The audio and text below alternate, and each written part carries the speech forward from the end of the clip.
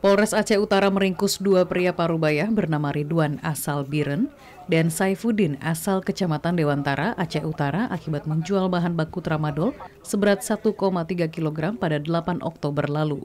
Kepala Bagian Operasional Polres Aceh Utara, Kompol Firdaus pada Senin 23 Oktober menyampaikan, kasus jual beli tramadol ilegal ini merupakan temuan perdana di wilayah hukum Polres Aceh Utara. Tidak menutup kemungkinan nantinya petugas akan kembali menemukan transaksi obat-obatan ilegal lainnya. Kedua tersangka menjual bahan baku tramadol dalam bentuk serbuk seharga 100 juta rupiah.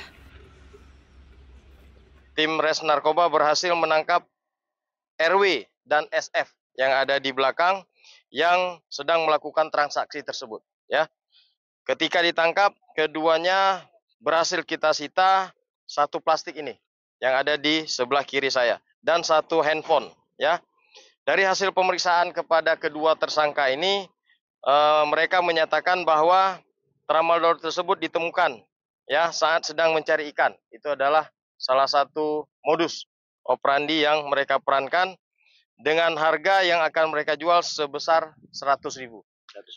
Kurangi 100 juta rupiah.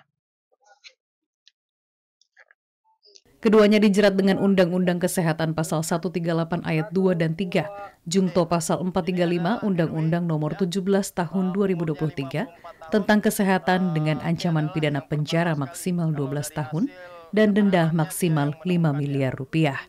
Melalui penangkapan ini, pihak Polres Aceh Utara berhasil menyelamatkan sekitar 5.444 jiwa dari penyalahgunaan tramadol.